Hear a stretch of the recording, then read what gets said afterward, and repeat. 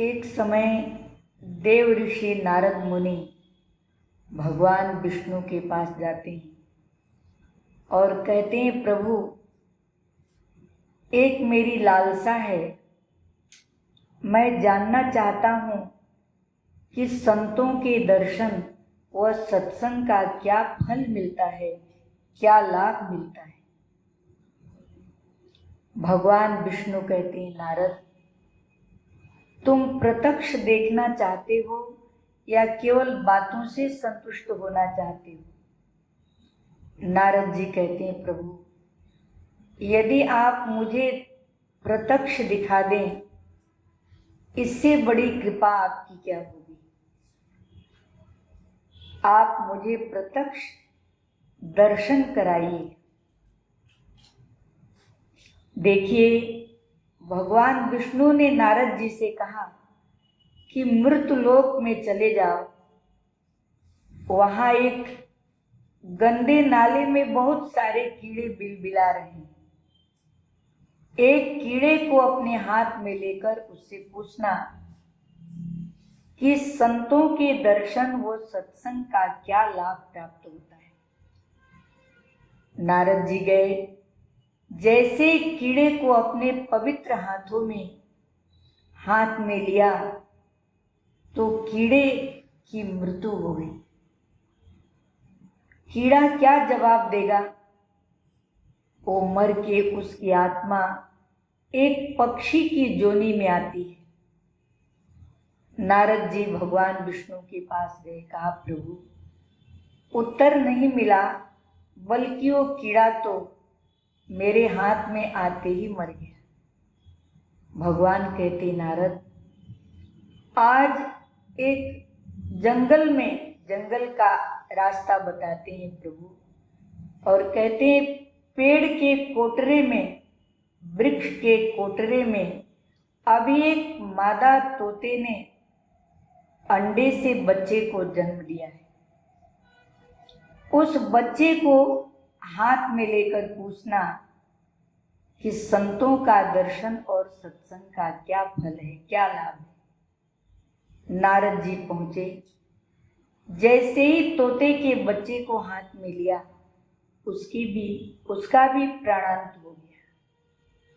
भगवान के पास गए, प्रभु दो हत्या हो गई, जवाब नहीं मिला। भगवान कहते, नारद फलाने गांव में आप चले जाइए, वहां पर अभी एक गाय ने बछड़े को जन्म दिया है। बछड़े के ऊपर हाथ फेरते हुए उससे अपने प्रश्न का जवाब पूछना। नारद जी डरते डरते, क्योंकि पहले इतना विज्ञान का आविष्कार नहीं था, बछड़े के द्वारा ही, बैल के द्वारा ही हल जोता जाता था। किसान के घर में बछड़ा जन्म ले तो वो भी खुशी मनाता था। देखिए, नारद जी डरते डरते गए कि किसान कहीं मुझे देख तो नहीं रहा है।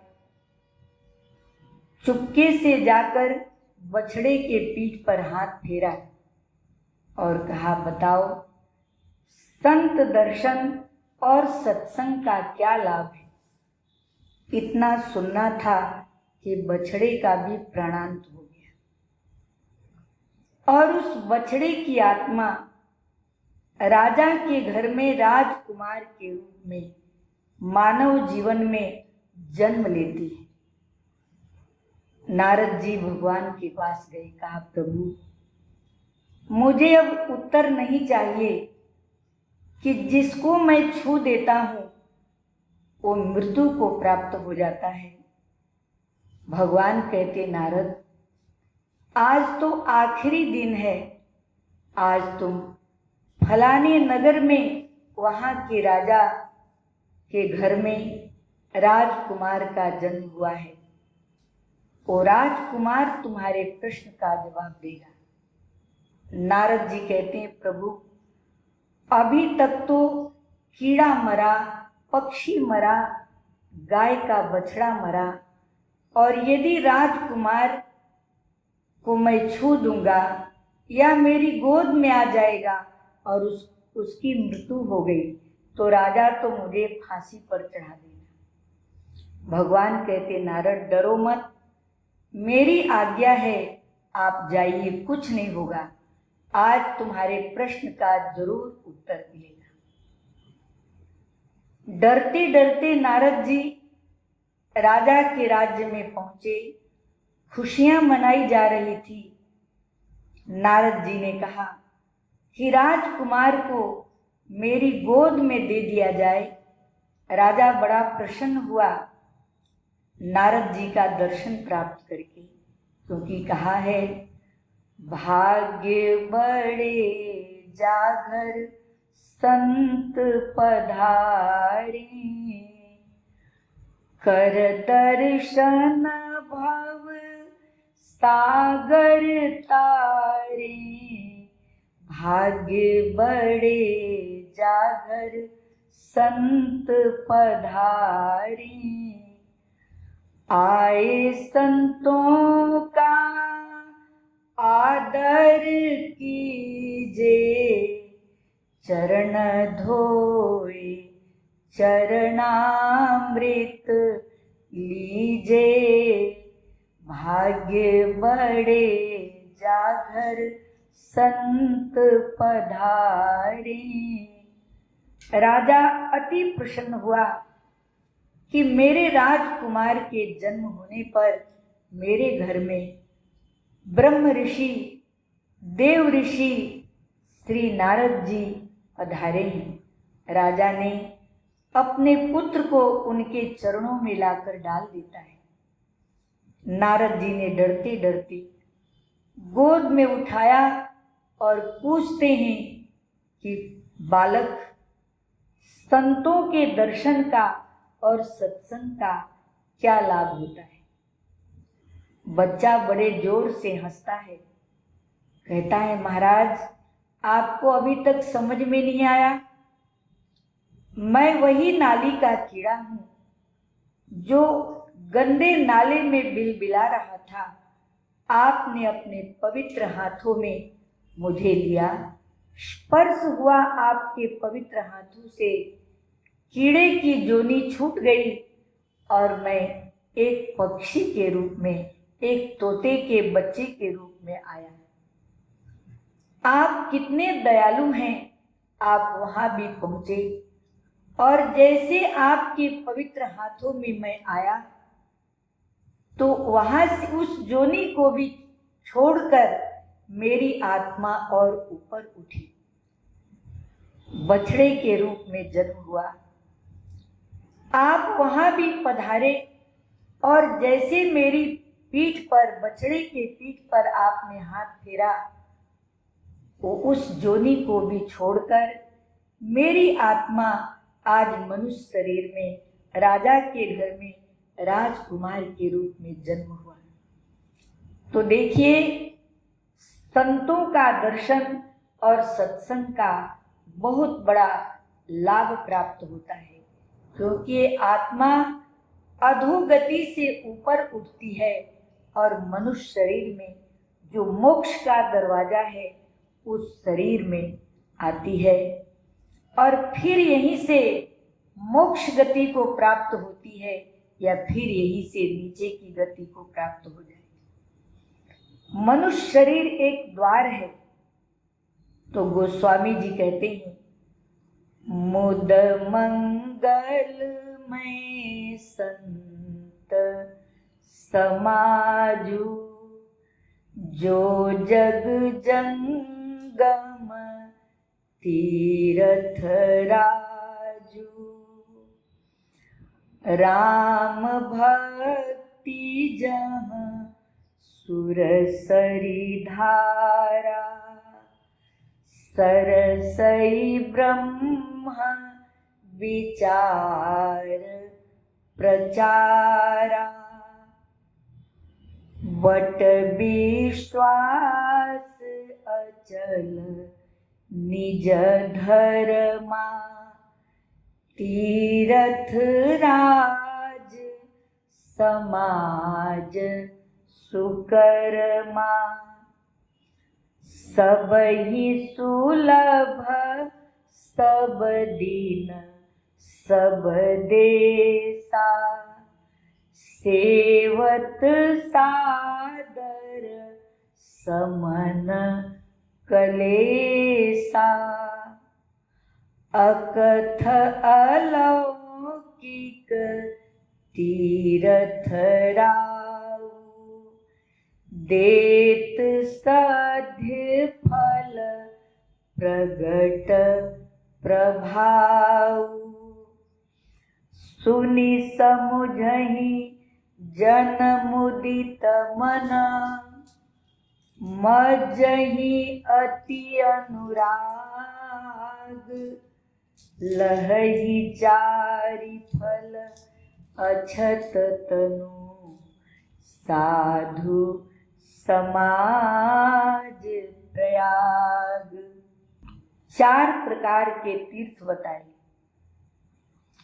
एक स्थावर तीर्थ, दूसरा मानस तीर्थ, तीसरा सत्य तीर्थ, चौथा जंगम तीर्थ। स्थावर तीर्थ जहाँ ऋषि मुनियों ने, महान आत्माओं ने ध्यान साधना किया, वह स्थायी रूप में स्थावर तीर्थ बन गया, जहाँ लोग हजारों लाखों की संख्या में दर्शन करने पहुंचते हैं, जाते हैं। दूसरा सत्य तीर्थ, कहा सत्य तीर्थ मन की पवित्रता, ये भी एक सच्चाई का प्रतीक है। और देखिए, जब भगवान श्री राम, मैं आपको एक उदाहरण देकर सत्य तीर्थ के बारे में समझाऊंगी। कहा, जब सुमंत जी श्री राम जी, लक्ष्मण जी और माता जानकी को रथ में बिठाकर श्रृंगबेरपुर में, जहाँ निषाद राज का राज्य था, वहां पहुंचे। निषाद राज क्या कहते हैं? सुमंत जी प्रभु श्री राम से कहते हैं, प्रभु आपको राजा ने आज्ञा दिया कि 2-4 दिन जंगल का, वन का मार्ग दिखाकर आपको वापिस अयोध्या ले चलो। श्री राम जी कहते हैं, सुमंत जी, जिस कुल में मेरा जन्म हुआ, शिवी दधीचि हरिश्चंद्र नरेसा धर्म हेतु सहे कोटि कलेसा रंति देव बलि भूप सुजाना धर्म धरे सहे संकट नाना धर्म न दूसर सत्य समाना आगम निगम पुराण बखाना। धर्म ही सत्य। हे सुमंत जी, राजा हरिश्चंद्र ने सत्य का त्याग नहीं किया। अपने वचन की रक्षा के लिए राज्य को विश्वामित्र जी को समर्पित करके और स्वयं गुरु दक्षिणा चुकाने के लिए काशी में डोम के हाथ घर बिक गए और एक चक्रवर्ती सम्राट शमशान पालक बन गए। और राजा रंतिदेव, शिवी, राजा शिवी, जिन्होंने सत्य की रक्षा के लिए अपने शरीर के मांस को काट काट कर कबूतर के बदले में चढ़ा दिया, कबूतर इंद्रदेव और बाज अग्निदेव के रूप में राजा शिवी की परीक्षा लेने पहुंचे कि कितना सत्य का पालन राजा शिवी करते। शरणागत होकर कबूतर उनके गोद में बैठ गया। कहा, महाराज मेरी रक्षा कीजिए, मैं आपकी शरणागत हूं।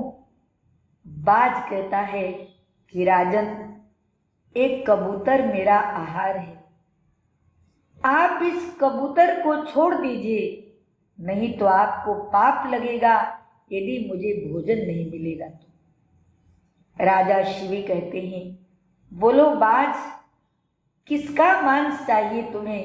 एक कबूतर को तो मैं छोड़ूंगा नहीं, कि शरणागत का जो त्याग करता है उसे बड़ा भारी पाप लगता है। बाज कहता है कि राजन, इस कबूतर के बदले में अपने शरीर का मांस काट करके दीजिए, तराजू के पलड़े पर तौल करके दीजिए, उससे मैं अपना पेट भर लूंगा। आपकी शरणागत वत्सलता भी रह जाएगी और मुझे आहार भी मिल जाएगा। राजा शिवी ने एक एक अंग को काटना शुरू किया, पर वो कबूतर तो साक्षात इंद्र था, इंद्र के रूप में आया था। सारे अंग के मांस काट कर चढ़ा दिया। अंत में स्वयं तराजू के पलड़े पर बैठ गए। सत्य की रक्षा के लिए अपने जीवन को बलिदान कर दिया। सत्य तीर्थ, इसे सत्य तीर्थ कहा गया, जो कभी न मिटने वाला वास्तव में धर्म ही सत्य है। धर्म न दूसर सत्य समाना। तीसरा तीर्थ मानस तीर्थ है। मन की पवित्रता तीर्थ, जिसे मानस तीर्थ कहा गया। और मन कैसे पवित्र होगा? संत कबीरदास जी कहते हैं, सब नदियां गंगा भई, सब पर्वत साली राम, सब बन तो तुलसी भया, जब मन में प्रगटा राम। कबीर मन निर्मल भया, जैसे गंगा नीर, पीछे पीछे हरि फिरे, कहत कबीर कबीर। जब मन पवित्र हो जाता है, जैसे बालक का मन पवित्र है, वो स्वच्छ है, और उस बालक के पीछे पीछे माँ घूमती कि मेरे बच्चे का कहीं अहित न हो जाए। उसको बोध नहीं है, बालक को अबोध है। इसी प्रकार एक भक्त भी अबोध की भांति अपने सद्गुरु के चरणों में अपने आप को समर्पित कर देता है। उसका मन गंगा के जैसा पवित्र हो जाता है और भगवान पीछे पीछे घूमते हैं। तो पवित्र मन भी तीर्थ है। और चौथा तीर्थ जंगम तीर्थ। मुद मंगलमय संत समाजू, संतों का समाज चलता फिरता प्रयागराज है। जहाँ संत जाते हैं, जहाँ साधु पुरुष जाते हैं, वहाँ सारे तीर्थ अपने आप एकत्रित हो जाते हैं, आ जाते हैं। इसीलिए मीराबाई कहती है, नित भावे माने नित भावे, साधुरो समागम माने नित भावे।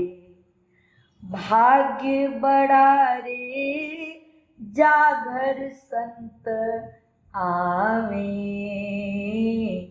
साधुरो समागम माने नित भावे। गंगा नहावे जीवड़ा जमुना नहावे, संतारो चरणा में गंगा आप आवे। भाग्य बड़ा रे जाघर संत आवे, संतारो समागम माने नित भावे।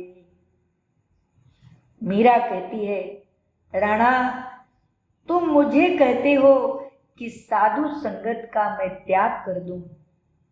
राणा तुम्हारा साज सिंगार, तुम्हारा राज मुझे नहीं अच्छा लगता। थारा देशा में राणा संत नहीं है, लोग बसे सब कूड़ो, न भावे थारा देश रलो रंग रूड़ो।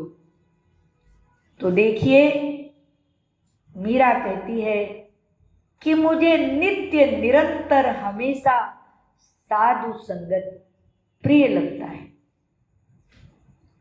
बड़े भाग्य हैं जिनके घर साधु संतों के चरण जाते। और कहा, लोग गंगा जमुना तीर्थों में स्नान करने जाते हैं, पर जहां सत्संग होता है वहां स्वतः सारे तीर्थ देवी देवताओं का निवास स्वयं प्रकट हो जाते हैं। इसीलिए सत्संग की महिमा, संत समागम की महिमा बहुत महान है। तो देखिए सत्संग से हमें प्रेम करना चाहिए कि सत्संग से विवेक जागृत होता है। बिनु सत्संग विवेक न होई, राम कृपा बिनु सुलभ न सोई। बड़े भाग्य पाइए सत्संगा, बिनहि प्रयास होत भव भंगा। कहा, बड़े भाग्य से सत्संग की प्राप्ति होती है। भगवान श्री राम ने अपनी पीतांबरी बिछा दिया सनकादि ऋषियों को बैठने के लिए और कहा, हे ऋषियों, बड़े भाग्य से साधु संतों का समागम प्राप्त होता है। आज मेरे पुण्य जागृत हो गए, मेरे पूर्वजों के भी पुण्य जागृत हो गए कि आप यहाँ पधारे। तो देखिए सत्संग बड़े भाग्य से प्राप्त होता है। इसलिए सब तीर्थों से बढ़कर प्रयागराज संत समागम जंगम तीर्थ है, जहाँ राम भक्ति की महिमा, यही गंगा की निर्मल धारा। क्या करना चाहिए क्या नहीं करना चाहिए, निषिद्ध कर्म क्या है और उत्तम कर्म क्या है, यही जमुना की धारा।